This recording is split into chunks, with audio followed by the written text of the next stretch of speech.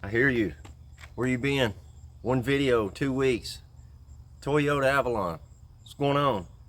Look, can't a guy get a break, man? Jeez. I promise, work has been done. Spin you around, we'll take a look. Welcome to In the Garage.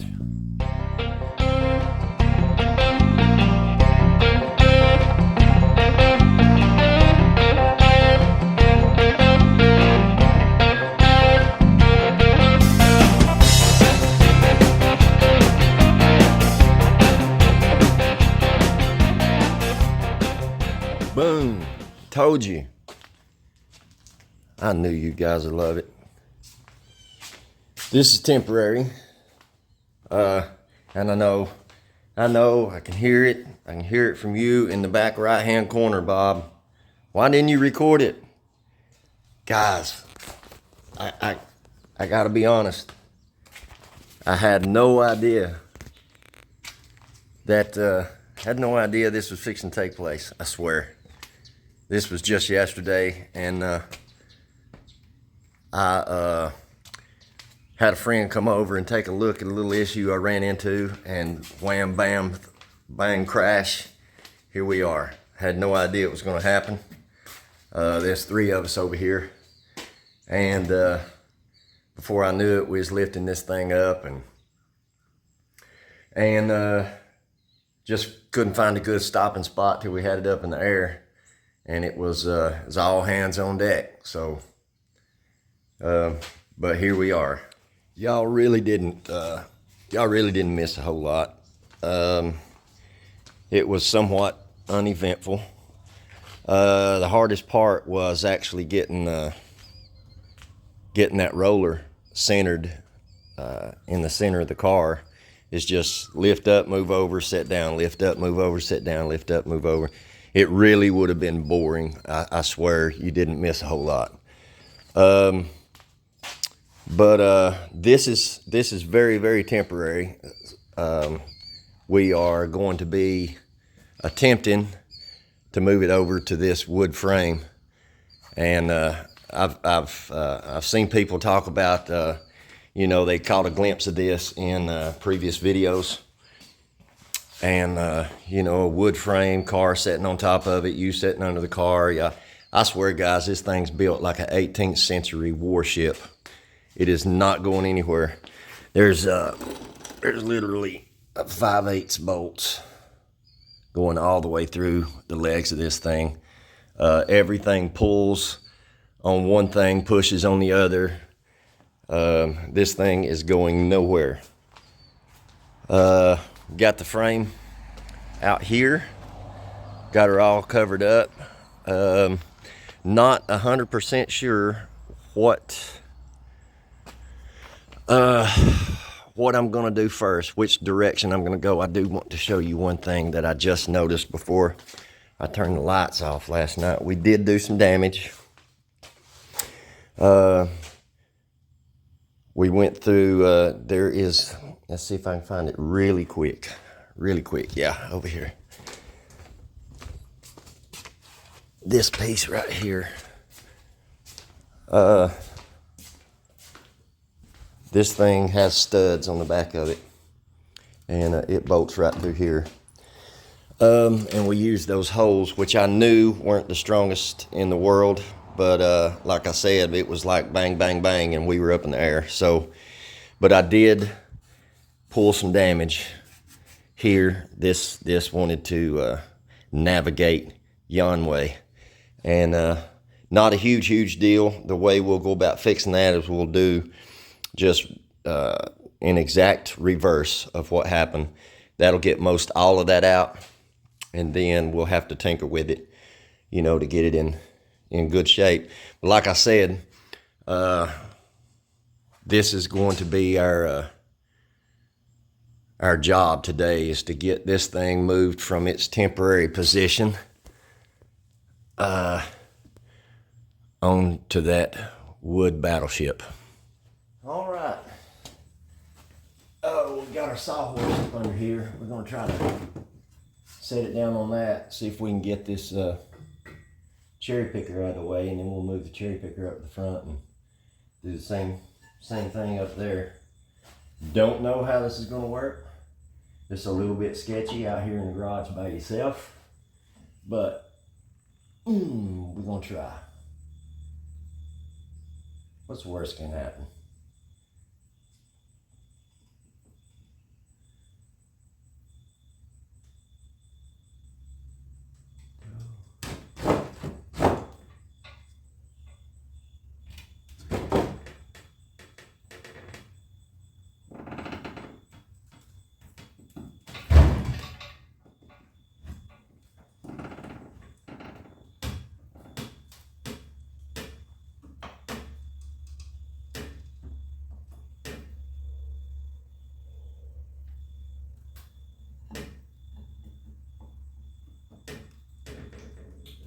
All right, well,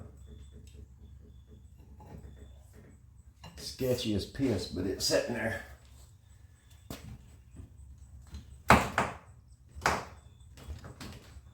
Pretty freaking sturdy too. All right, cool. Well, I'll get this unbolted and we'll move around to the front after I figure out how to get this cherry picker out.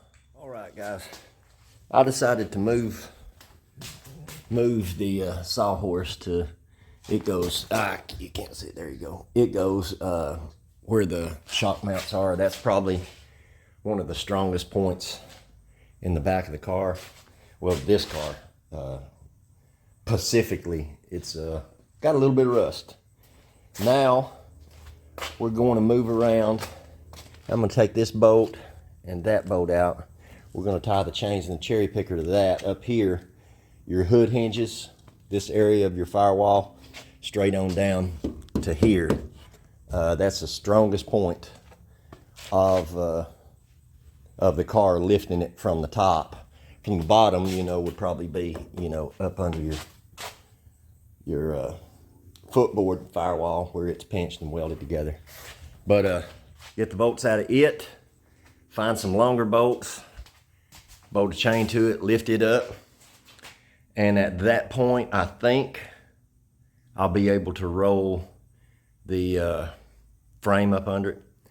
I don't know. I don't know yet. We'll just have to see. I might end up actually cutting probably 3 to 4 inches off the tall parts, you know, the post sticking up.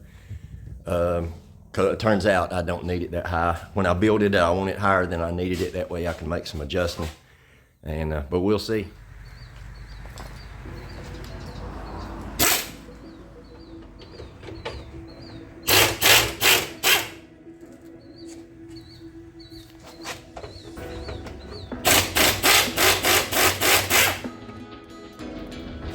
We're gonna find some bolts. Those are 3/8, 13, I believe. We're gonna find some longer bolts, and we'll put that chain on. All right, we got her bolted up. I am gonna look for my blue bar. Where did I hit with it?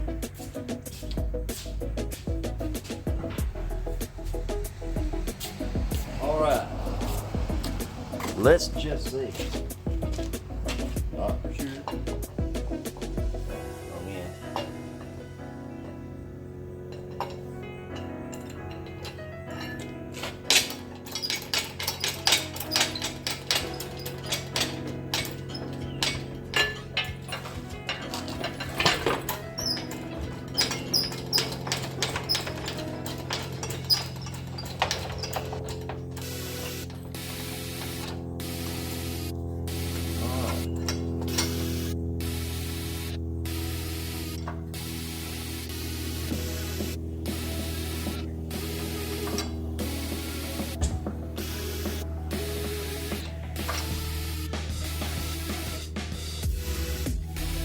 Waiting on my chain to adjust in the boat.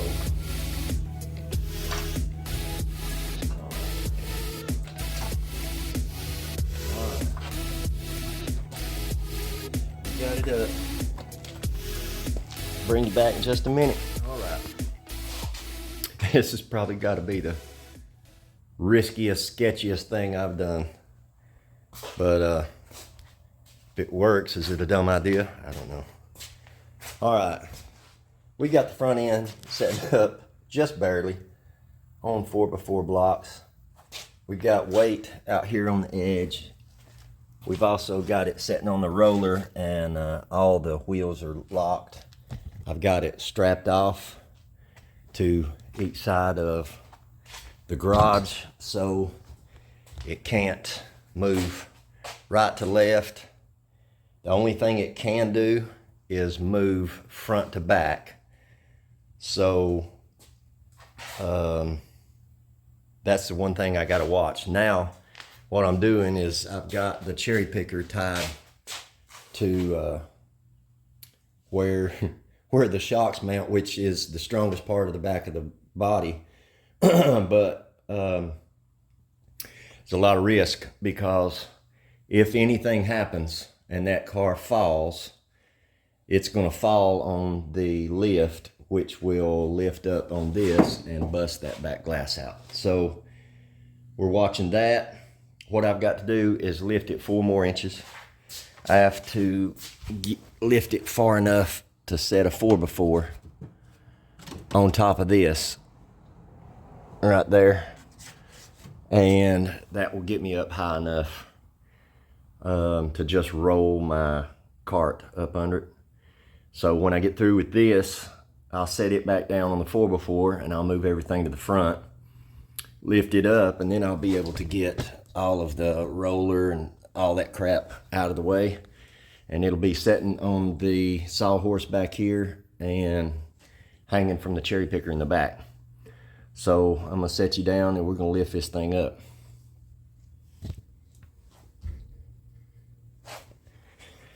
Let's see. Lift a little, watch a lot. Lift a little, watch a lot.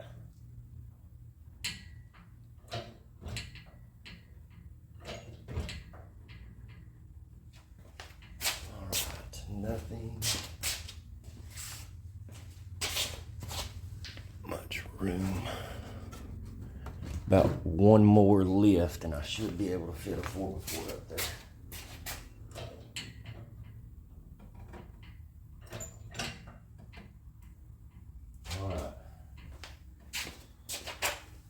Now, let's get up under here.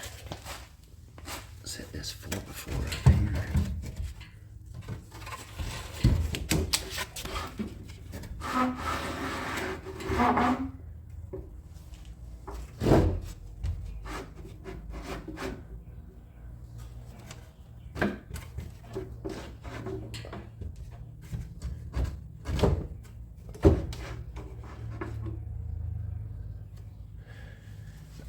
Move to the other side. Move the sawhorse out. I can't move it too far to the front because I won't have room for my cart. Because the cart bolts right here. Right there. So on both sides. That is one of the main frame mounts, so that's the best place to mount it there. And then on the front right here, that's your 2 main frame mounts. The rest of them are just floor mounts that go up under the floor of the car. But we'll pause it right here and see what we got. Tell you what, let's don't do that. Let's just watch. Because if it goes really bad, I got to catch that on video.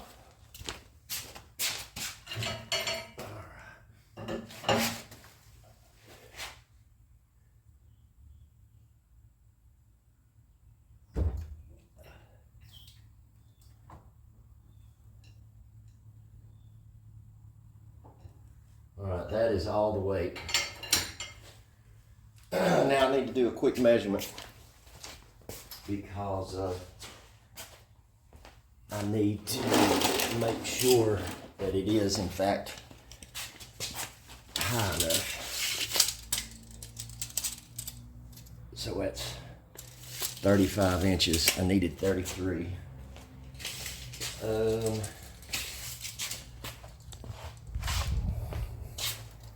This one is 33, and the front of this. All right, so when I move the cherry picker out of the back around to the front, we're gonna have to come up, looks like probably 1.5 inches, I guess, and it should be ready. I'll get that done, I'll bring you back. All right, now what I gotta do is get that up about, I don't know, 1.5 inches, 2 inches. But at the same time, I got to keep the car from wanting to roll forward on that 4x4 block on top of the sawhorse. This has got to be the dumbest thing I ever done in my life. All right. Here goes nothing.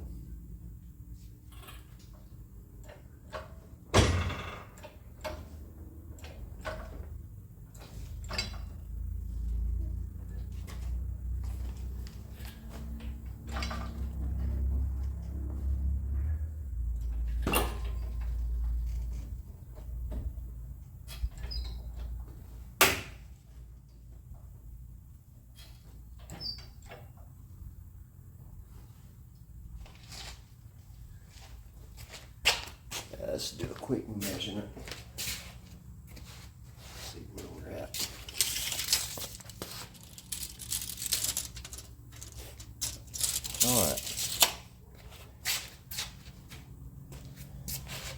All right, so theoretically it's high enough. So I'm going to move my Chariot over there and see if I can roll it up under the car. I don't know. We'll see.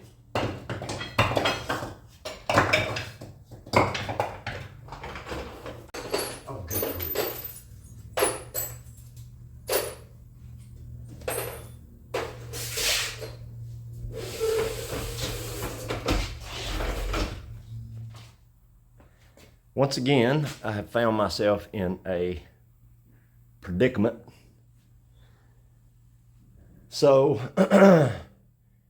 as you know, the back of the car is just sitting on top of a 4x4 on top of a sawhorse. If the car goes that way, any at all, it will roll off that 4x4. And I have a feeling that it will fall those 4 inches with enough force that it will quite likely bust that wooden sawhorse and go crashing to the ground. So the jam I'm in, my lift is sitting directly in the way of moving my Chariot yon direction. So I can't risk jacking the car up too much more at all because that wheel is stuck on the lip of the concrete. So if I continue to lift the car up, the car is going to want to come this way because the cherry picker will not roll that way. I can't turn it because that same wheel is stuck on the concrete. I've took all the bracing out from under it, and now it's just levitating. So I got to scratch my head a minute and see what I can do to make this work. I don't know. I'll bring you back when I come up with something. All right. See what we got.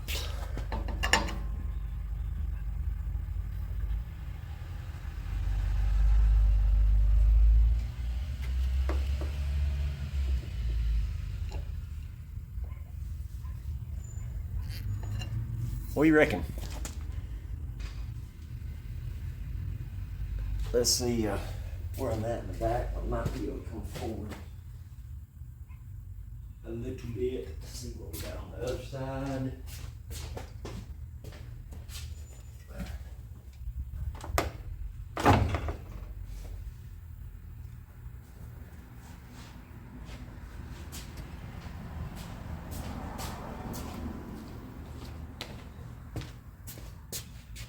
All right, let's come up a little bit.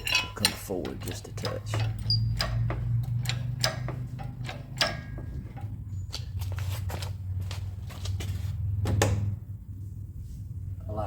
I like yawn right there. All right, let's come back down.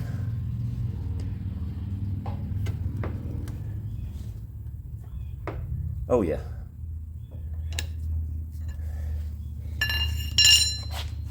All right.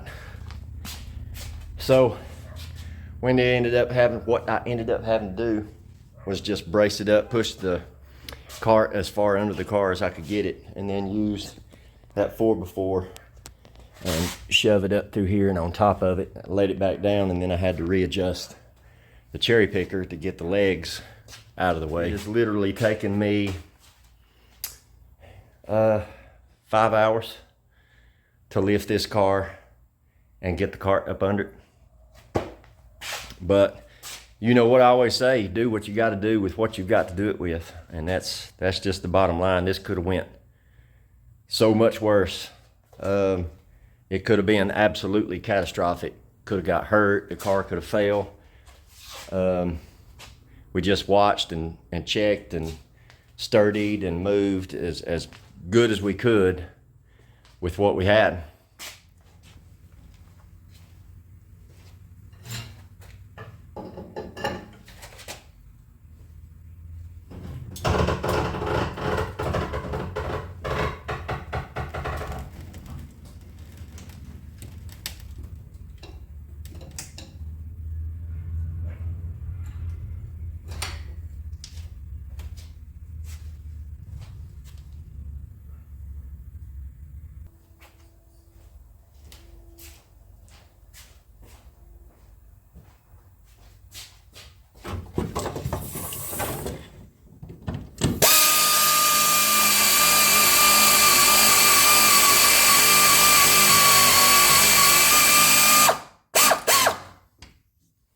Man, oh man, what a day, what a day. I think we're gonna start winding this thing down.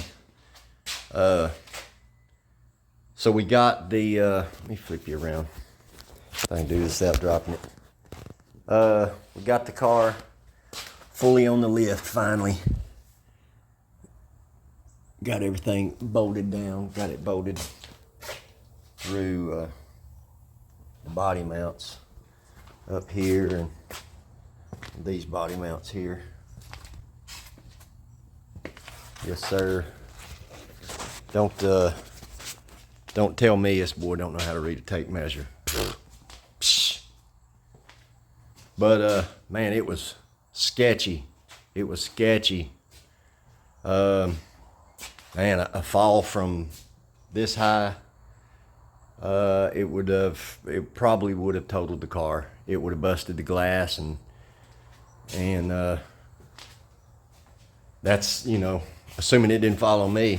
If it fell over here, if it fell over on the other side, wipe out every bit of that stuff, and it's just not very intelligent. But if it works, was it a bad idea? I don't know. It could have been a lot worse. Oh, one other thing. Let me flip you around. I did get this damage here straightened back out. This lip was folded way over this way. This bolt hole was pulled way out and folded over. Not ideal location. This one didn't budge. This one is in good shape. But basically, all I did was took a block of wood and just slapped it with a BFH. Got her straightened out. Went ahead and put the tailpiece back on. Make sure it fit good. Everything looks good. No cracks. no nothing. I think we done a pretty good job on that. Pretty happy with that. So, my cat just ran around the front of the house. If you haven't already, hit that subscribe button, so you'll be notified every time I put new content out. Real quick, so I think the plan on this thing, I think I'm gonna do the body basically like I did the rest of the car, you know.